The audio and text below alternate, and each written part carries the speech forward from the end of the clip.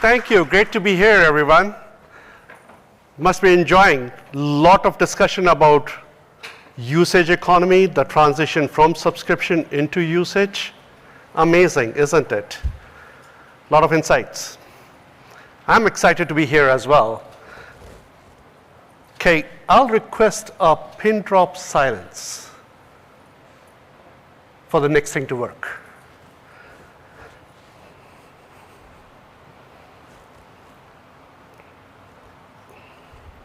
So somehow, is it really working?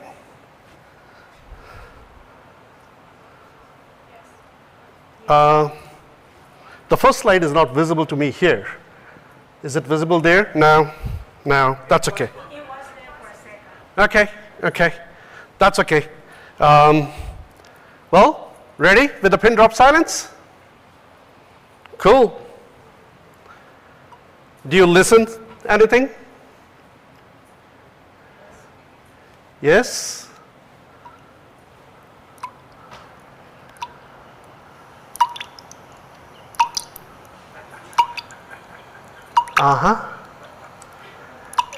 You get it, right?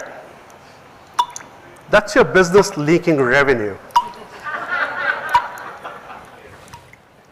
Thank you for entertaining me with this. Well, there are three things I would love you to take away from here. A, what is this leakage about? B, why is this happening? And C, what can you do about it? Can you guys show me a raise of hand if you believe your company is losing revenue or leaking revenue? All right. You guys are the brave ones. Thanks for acknowledging. Not everyone does. And this is what I would like you to read if you have not raised your hand. Read it twice.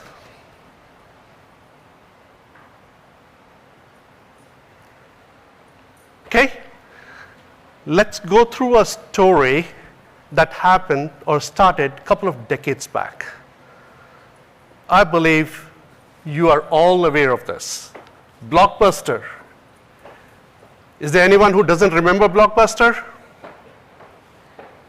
They were wiped out from this face of the earth because a customer-centric journey started. Netflix started that a couple of decades back. And you can look where Netflix is at this point of time. No one wants to be in this situation unless they are Netflix. What's that doing to the economy?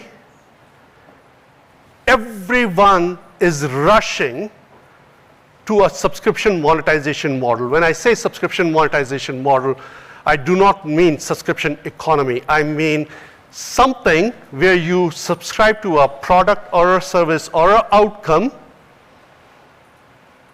and you pay for that in various different ways. And usage is a very prominent way now to drive that.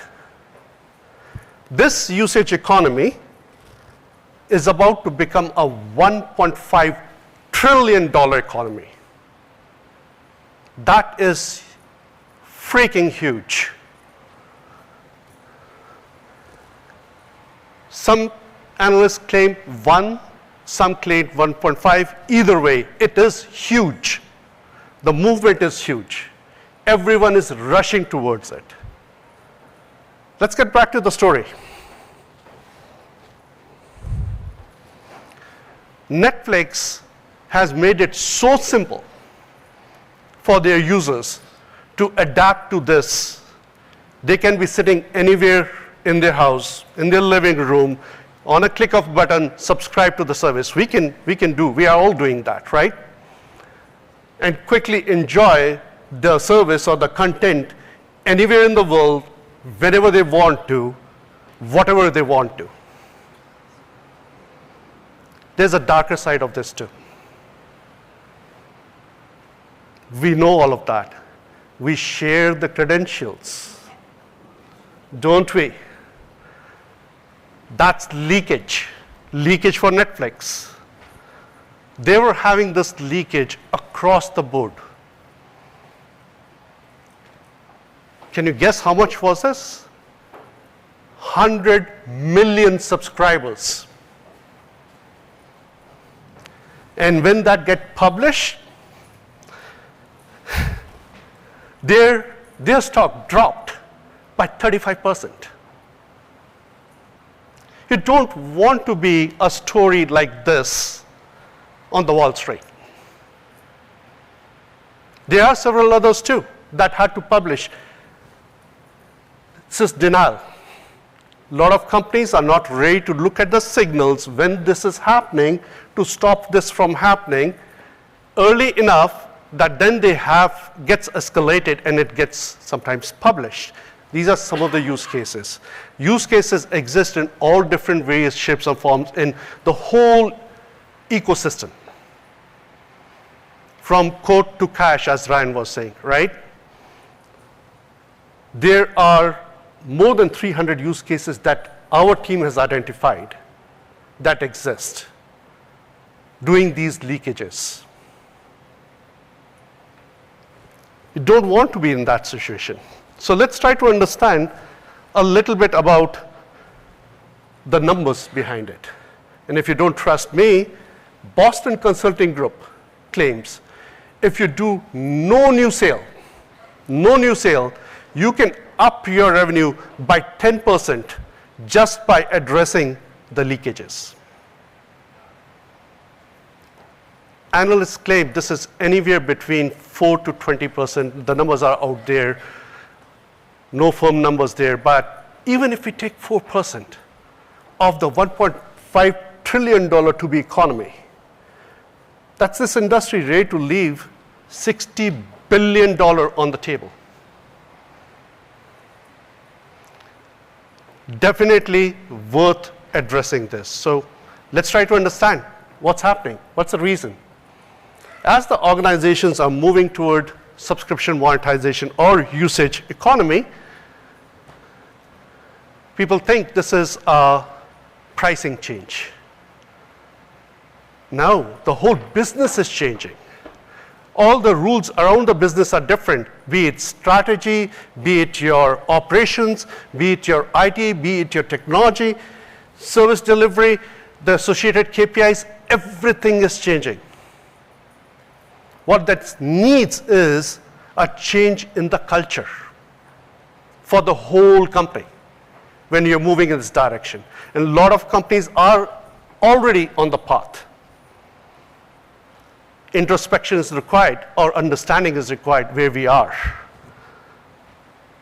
Let's look at this from the end-to-end lead to cash cycle perspective. What I've done here is I've laid out all different processes and systems. This is not exhaustive by any means, but it talks about a lot on where all the processes are being addressed. Now, there's an ever-changing subscription transformation that is happening. A lot of companies are rushing towards it. Customers, their usage behavior, their demand to understand how they are using and how they should be monetized is evolving. During all of this rush, what's happening is we have systems that are laid out. Majority of them might be new. Some of them are old. There are policies that have been defined. There are processes that are laid out.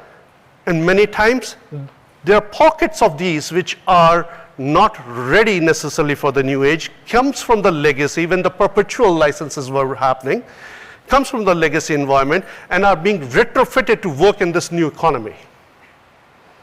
This rush, this innovation to change the business leads into some of these older portions of the ecosystem creaking under the weight of all the change. And that is where the leakage happens. Let's peel the onion a little further. Mostly the systems and the processes for the whole quote to cash is disintegrated, disconnected, and not seamless. That's a huge acquisition. I can realize. We are my CIO buddies here. Difficult to digest this, right? Okay, fine. It's not mostly disintegrated. Let's talk about maybe it is not 100% seamless. Okay? How about 90% seamless? Can we accept that? That's the 10%. 10% that is leaking. That leakage is still happening in our ecosystem. We have to realize, after making all the investments that we have done in the new systems, the end-to-end business policies, processes, and systems, there's leakage. And on top of that, there's no control that we have laid out in our end-to-end journey of the revenue lifecycle. We spoke about the market, how it is evolving, how it's changing. The market doesn't care about these challenges, needs customer centricity.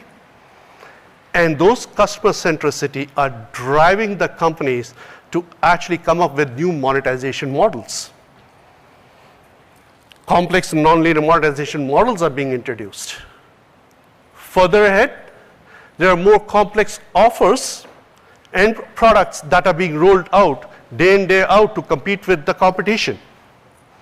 All of this is happening without necessarily a support of well-defined process or automated systems projecting and looking in the future to say where the leakage might be happening. While this is more from the operations and the IT perspective, on the product side also, the product that is being rolled out as a service is not completely ready either. Innovation is happening there too, to come up with enabling of new monetization models. So changes are all over the place. The lack of signals for the business to know something is going wrong is very critical.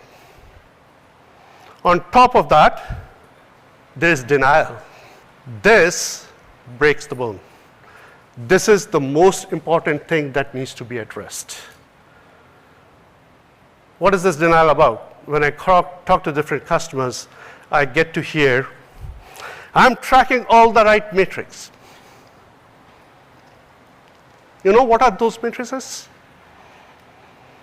Those matrices are what have been uncovered because of an escalation that happened where everyone paid attention to resolving that revenue leakage.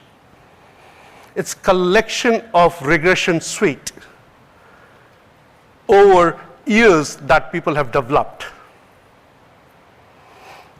Another one, I have a world-class billing system which has a RA function. You saw when I laid out the end-to-end journey from quote to cash. Billing system is a very critical, important part of it. And a lot of billing systems are going way beyond the call of duty and actually trying to do and address revenue leakage with all the data sets, especially from the usage perspective. LogicSense is doing amazing. But it's unfair to expect a billing system to have a complete lead to cash, or product introduction to delivery of the product, understanding of all of that, and identify what all is going wrong in the whole ecosystem. We already covered all the latest systems, right? There are portions of policies, processes, and systems that are still legacy, which comes and create problem. And the last one is amazing. I have world-class consulting organization focusing on this initiative, making sure we are doing okay. Consulting organizations, by the way, I do have one too. Consulting organizations charge arm and a leg to come in, do the evaluation, provide their insights into that evaluation. A quarter later, after a huge spend, And what we were talking about, subscription monetization business, it's changing, ever-changing, evolving. It's moved ahead. And it takes 3 more months to actually implement some of the changes that have been recommended. 6 months later, you discover the discovery that happened, the data that came from the 6 months back is old. And you have to engage them again. And again. And again. Well, that's a very expensive dependency loop, guys. So when I go in front of the customer, I ask them a question. When you wake up every day in the morning, do you have a view of, an understanding of your health of the complete business? And is there somewhere someone pointing to you that, guys, look at this. Here is the issue. Here are different issues that you need to look at, which will cause escalation. Majority of the time, the answer is no. There's regression suite. There's no prediction of this or prevention of it from the new leakages perspective. Okay, let's go back to the denial a bit. There's definitely an impact of denial. Every day I wake up thinking, I'll make my life a little bit more healthy, I'll become a little bit more fit, I'll reduce weight. By end of the day, I discover I have not done anything about it. That's denial, guys. And you can visualize the impact of denial. You can laugh, guys, it's okay. On a serious note, right? What are businesses doing? They're focusing on the rule of 40. And growth used to be a very good driver of rule of 40. Things are changing, but the companies are still trying to drive that. Growth is critical. Short-term compromises are being made and not being looked into. What is that? Awesome. Thank you. Yes, that's denial. And denial has its impact. There are other ways of resolving this too. The rule of 40. Identify the leakages that's sitting for you to actually claim as profit, which adds up. By the way, I'm assuming everyone understands the rule of 40, right? It's the revenue plus margin. Increase your margin, guys. It's something that needs attention, and there's no top-down focus on this activity. At the best, revenue leakage is detected because an escalation happened, and then the person who actually fixes it, addresses it, is rewarded. There's no thought about forward-looking identification of leakage and stopping the escalation to happen. All the business functions are operating 100%. Priorities are set for each function. They're hitting their KPIs. They're moving forward with it. They're putting more than 100% to achieve all of this. Who will take care of the part where you need to look at end-to-end revenue lifecycle? It's not even defined. Every function is focused on their part. Ask yourself, every issue, every initiative needs to have an owner. Can you raise your hand if you know your company has someone as an owner identified looking at revenue leakage? Anyone? All right. Awesome. Awesome. I see 3 hands going up. That's really good. It's a beginning. More needs to happen here. If we address this denial across the board, it will not only impact our top line, it will impact our bottom line too. We'll have a much healthier usage economy. So let's promise ourselves that we will work on the denial. I'll promise myself too. So as I was saying, this is a culture change that's required. It's a culture change that's required across the board, bringing in people, processes, and technology together to address the leakage. It won't happen overnight. Culture change is not that easy to achieve. As a wise man said, culture eats strategy for breakfast. Very important thing to do. What does it mean from people perspective? We need to have someone, and it'll be good to understand where you have someone identified as an owner in a CFO organization that's working cross-functionally across the C-levels to bring alignment, to bring the change, to monitor every aspect of leakage, and to drive the behavior in the organization to proactively address it. It won't happen just by one function because there are so many processes, so many organizations involved in even making it happen. The same part needs to address it. Process. We need to carefully design the process that encourages